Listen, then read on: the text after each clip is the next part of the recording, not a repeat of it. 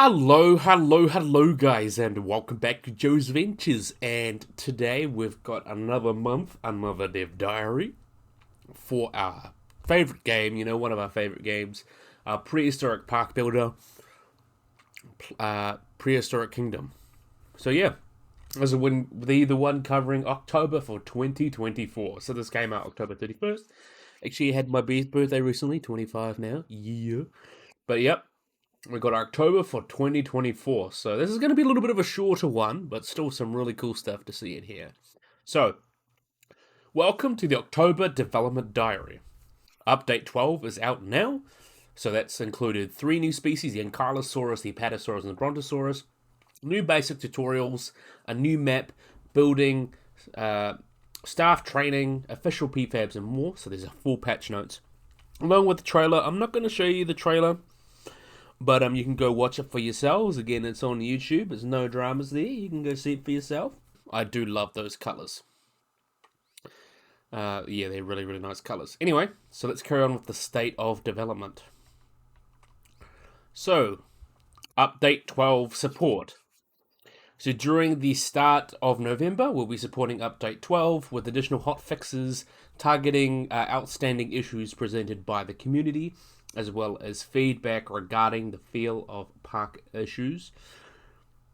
At the time of writing, we've already released 2 patches and continue to read reports as they come in. And thank you very much for your help. And we got as well, swapping Update 13 and Update 14.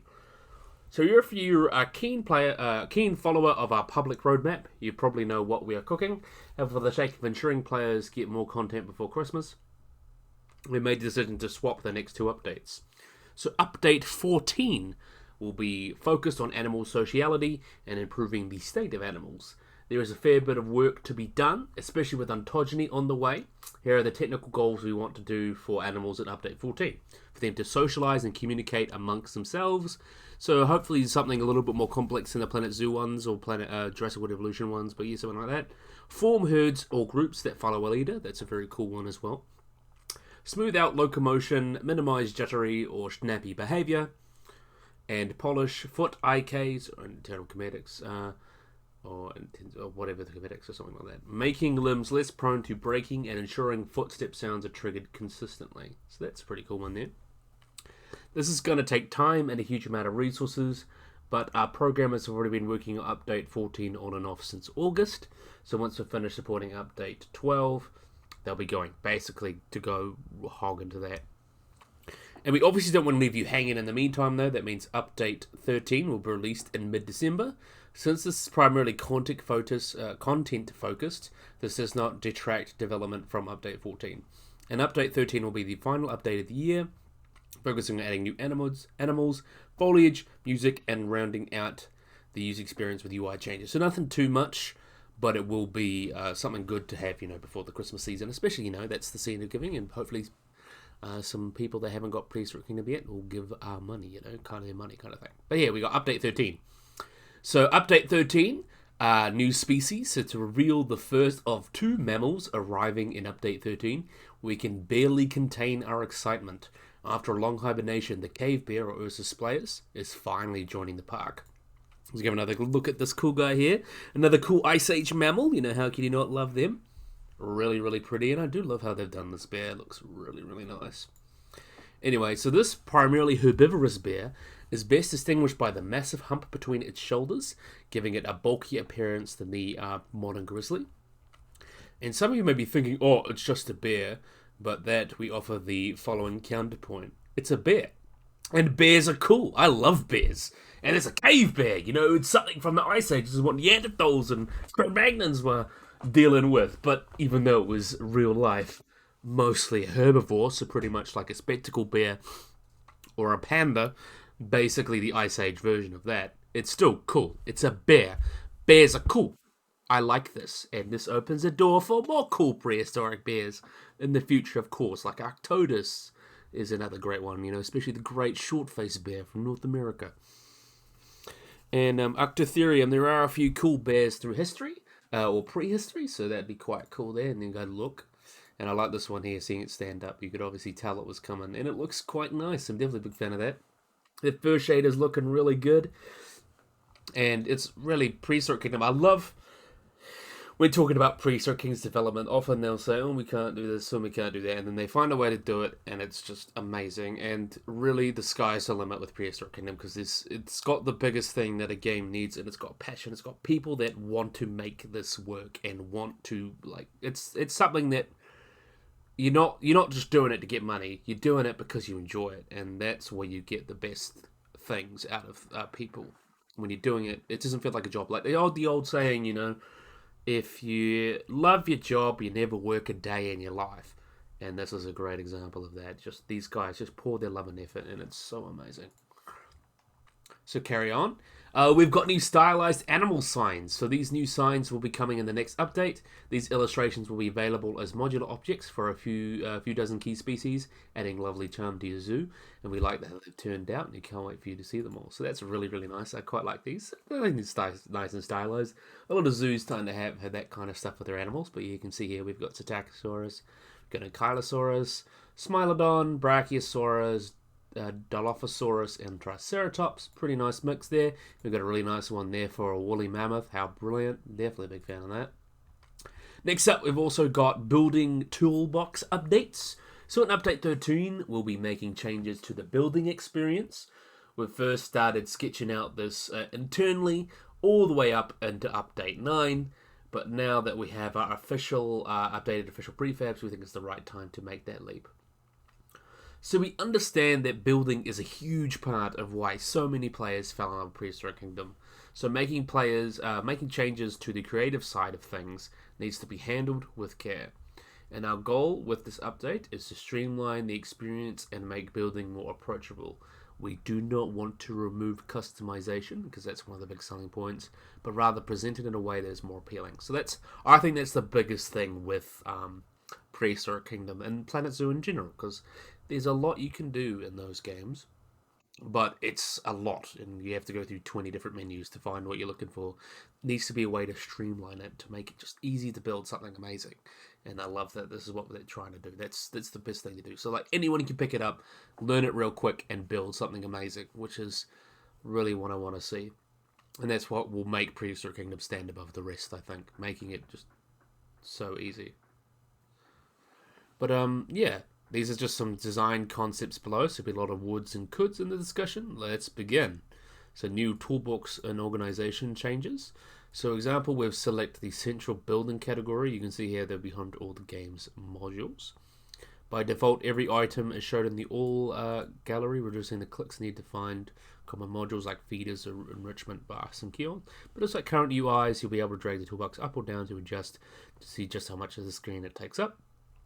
So if we switch to guest facilities, guest facilities tab, we will not only see items that belong to guests, the module will split into subcategories to better distinguish what to use in the park. So that's easy, I can just click 1, 2, so I have all, then I can go animal care, scroll, grab it, this, grab it, this, grab it, and as long as there's not too many, it's pretty good.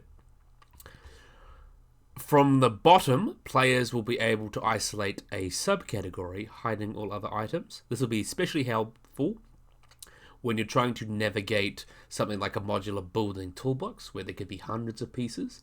So I think that'll be really, really great as well. So having those smaller categories, I can go, okay, I want to look for bins and benches, I want to look for enrichment, I want to look, like, let's say we're going to, I want to look for this. So you can have categories like bones and things like that, and that'll just be so easy. You can do it at the click of a button, and as long as those categories, are pretty small, as long as there's lots of small ones, you just go click, click, click. So let's say I want to grab a piece of enrichment. So let's say we have like 50 or 100 different types of enrichment we can give to animals. So broad enrichment. So we could have different types. We could have hanging feeders or slow feeders, pits, so like a snow pit, mud pit. All of that can be broken up into small categories that you can just click, click, click, and you've got it. It minimizes the click. It's not like you're going through, like you're looking for rocks in Planet Zoo, where you're scrolling down looking for everything. You're looking for the exact one. So you can just break it up even smaller instead of just having those tags. And you don't have to go click, search, tags, filters. You can just have them all at the bottom and just click, click, click, done. And that's what I think is going to work best for this game, which is brilliant. Anyway, prefabs. In this new toolbox prefab, and items will not coexist at the same time. So in this new toolbox, so this is maybe an odd choice at first glance, but players can have hundreds if not thousands of prefabs saved. So all those prefabs, as I mentioned, you can have lots of them saved, so that just fills up your menu more. So we propose at the bottom right of the toolbox, players would swap between items or prefabs. By putting prefabs behind a switch, this means you could probably organize them by subcategory without the risk of cluttering your toolbox. And this is no change, no chance that they'll be down out important modules. And for the hard kill builders, for the hardcore people, this means you can save custom beams or archers in their correct spot rather than having them shoved at the bottom of the list like in the current game. So that's brilliant. I quite like that there. I think that's quite good. So you can see that there, you make something new, you can show prefabs, turn it on and off. That's really good. I think that's good as well. I think this is a really good way of like trying to figure out the kinks in the game and really just nail it. So controls and styling. So once the player selects and edits an item, the toolbox quickly ducks out of the way, leaving the player with more screen time or more screen space to see what they're doing, and on the right panels for the modular controls and styles slide in completely sorry about that, detached from the toolbox. That seems pretty cool. And hovering over the bottom of the screen or cancelling your current action would make the toolbox reappear. So you can see kind of there and then off and then, kind of reappear. That's brilliant. I like that. I do like that. And here's how the two panels work. So you have your styling and then your editing group, I imagine, or styling. So there's two panels. So modular controls. These controls are contextual depending on what settings you have enabled. Options like snap angles and angle snap line to surface would be hidden if the building grid is enabled, so no waste of free movement. And styling. The styling window can be expanded vertically like the toolbox to show more or less materials at a time, and you can also have specific objects, so like styles like modular walls, homogeneous, and coloring options would be available per style, so that's pretty cool. So that's really helpful. Just keeping things as simple and easy as possible, I think, and I love the UI. The UI is just brilliant. I hope that's something very similar to this because it's just brilliant UI. It's really good. And can the toolbox not?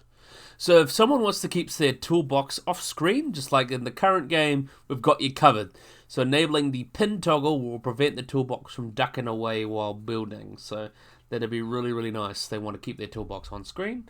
So it's nice to have that there. So you can do that while you're building. That's actually really helpful. And all the rest. So the modular controls, doing advanced editing. Wow, very nice. So you can do it. So you can just go do it and then boop and then plop something. That's brilliant. And I love the how that's organized there. You can just go do do do do do, and as long as you have no more than a few items, you can find things just so easily. It'll be brilliant. I'm really a big fan of that. And all the rest. So the style is contextual. Control would be brought over to the paths and fences. Even though it's displaying the same information as the current game, we think it draws more attention to what the players actually have. So you can see that there, toggle curve, that's brilliant there. Align to slope, replace staff gate, replace fence mode, that's brilliant there. So that's brilliant. And that's it. So we're reviewing your early impressions, but we think the changes to the building will be for the better. I think that will be for the better. Sadly, I haven't had much time to play Prehistoric Kingdom because I'm working full time. I do love my job, but it means you don't have quite as much time to play video games, of course. But I'm actually kind of keen to just let this game, I look and review things. I'm kind of excited to just go in there when it's done and play it. I'm actually kind of holding myself off because I want to experience it as is needed and not like all these increments. But I'll still buy it and I'll still support the game 100%. I'm 100% behind it because I know the people personally behind it and it's going to be good and it's brilliant. So that's why I'm sticking with it. But anyway, we got our community spotlights. So we got created by Crix. We've got a really nice picture. You can see the Ugranaluk Edmontosaurus species. And then we've got our really wonderful, Brontosaurus there. Really, really awesome. I love the Brontosaurus so much. I love that as a reference to an OG skin, and they made it so much nicer. And love the bright colours in him as well. It looks really brilliant. And then we've got our little Anki. and it looks really cute. It reminds me of the Saurian one. I love the Saurian Ankylosaurus with the bright red colours on its osteoderms, and this is the closest we'll get to it. It's brilliant. Definitely a big fan. Next up, we've got Skeleto. So this is Skeletosaurus, really, really cool. Nice little prefab of that. I love that you can make your own prefabs like that. It's just so easy. I love it. Definitely love it. By W3. And then we've got here by what? Dragoth. So Dragoth.